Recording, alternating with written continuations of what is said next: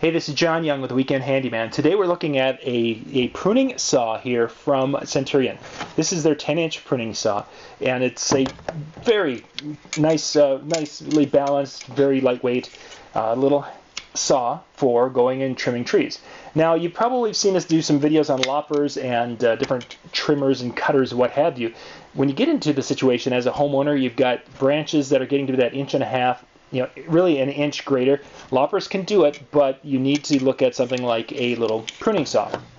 A pruning saw is different than a hand saw that you would use, say, to cut boards.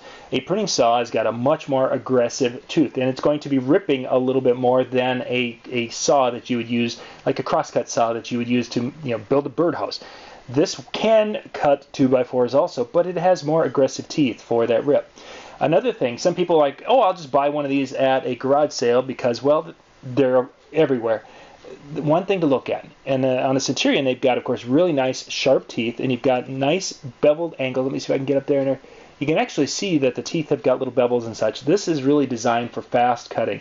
It also has the offset. If you can see that, where one tooth is kind of going one side, the next tooth is going the other way. That offset is what's needed, and it's a little more aggressive in the pruning saws than it would be, again, in that crosscut saw, because you need to have it for green wood. When you're cutting through, you need to make a nice kerf so that the blade will go through and not bind. So finding one of these at a garage sale, while sometimes could be a great deal, many times the teeth might be dull or damaged, or they may not be offset as much as you need them to be.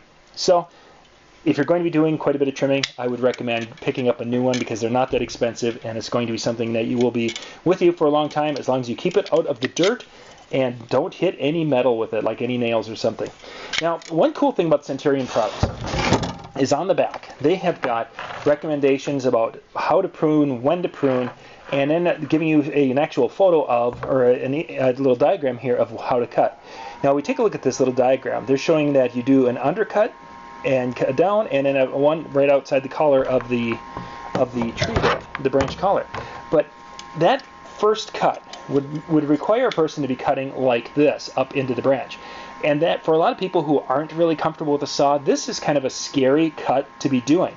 So if it's possible, my recommendation would be to make that, you actually do it a little differently. Going out on the limb farther, if you can reach it safely, is to cut and take some of the weight off out here. And then cut and take some of the weight off here. So that way, instead of making, this would be cut 1, cut 2, and then this would become cut 3.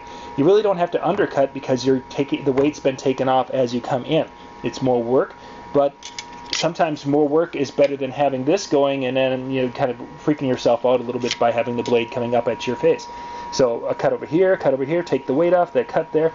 Then I would still leave part of it here so you can make a nice clean cut.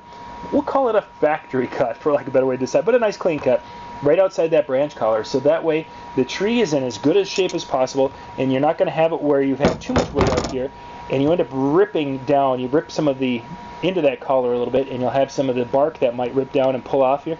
That's an area that can cause a lot of trouble with your trees. So make sure that you're cutting it, taking the weight off here. Any ripping can happen back here, and then you've got just a little short piece so you can make that final clean cut, and that's going to give you your best cut and your healthiest tree in the long run.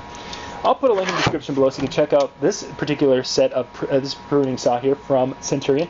Again, this is the 10-inch version that we're looking at here. Little spots to hang it up, keep it out of weight. The little trigger there to keep it so that it doesn't pop open on you by mistake. Some really neat stuff here from Centurion. For more tips and how-to videos, go to weekendhandyman.com.